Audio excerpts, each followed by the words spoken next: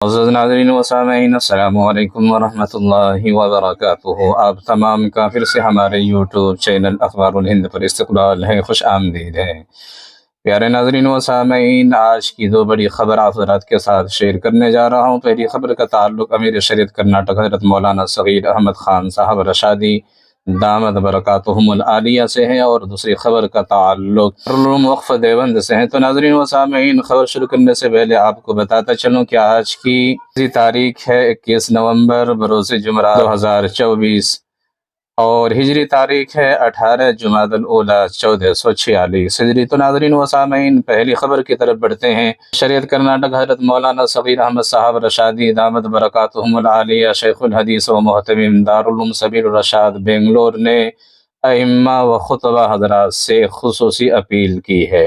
امیر شریعت کرناٹک حضرت مولانا احمد صاحب رشادی دامت برکاتہم العالیہ نے فرمایا کہ تمام ائمہ و خطبہ اس حقیقت سے واقف ہے کہ ملک کے باوقار تنظیم اور تمام طبقات، مسالک اور مکاتب فکر کا متفق All India Muslim Personal Law Board کا 29واں اجلاس ہماری ریاست کرناٹک کے شہر بنگلور میں منعقد ہونے جا رہا ہے۔ اجلاس عام 24 نومبر کو عیدگاہ قدوس صاحب میں ہونے والا ہے۔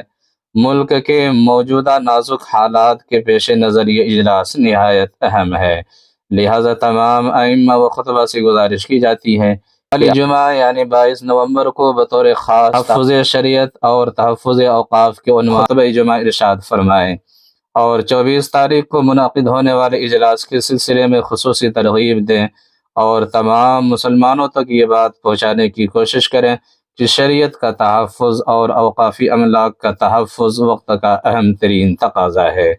ہمیں بورڈ کی اقدام کاوشوں اور اعلانات پر لبیک کہتے ہوئے اس اجلاس کو اور اجلاس کے پیغام کو مؤثر اور مفید سے مفید تر بنانے کی فکر کرنی چاہیے۔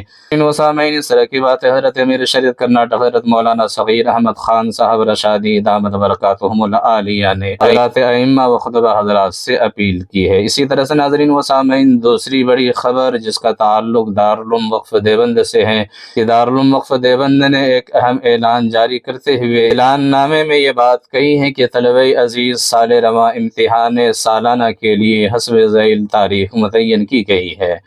آپ ان تاریخوں کو نوٹ کر لیں اور مکمل انہماک کے ساتھ امتحان کی تیاریوں میں مصروف ہو جائیں۔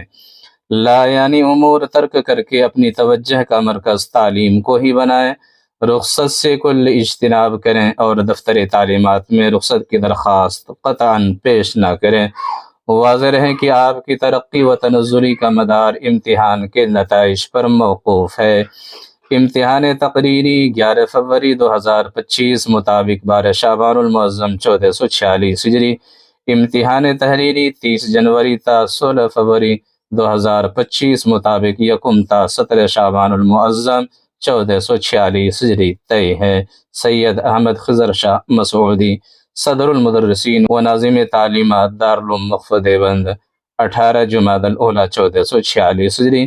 تو اس طرح کے اہم اعلانات دارالعلوم وقف دیوبند سے سامنے نکل کر آ رہا ہے، جو کہ طلبہ دارالعلوم وقف دیوبند کے لیے اہم ہے، اور ان باتوں کو نوٹ کرنا بے حد ضروری ہے تاکہ اس کے حساب سے طلبہ نظام اپنے امتحانات کی تیاری مکمل طور پر اور یکسوئی کے ساتھ کر سکے۔ بہرحال ناظرین و سامعین، آپ سے گزارش ہے اگر آپ چینل پر نئے تو چینل کو سبسکرائب ضرور کر لیجئے اور ویڈیو کو زیادہ سے زیادہ شیئر کیجیے۔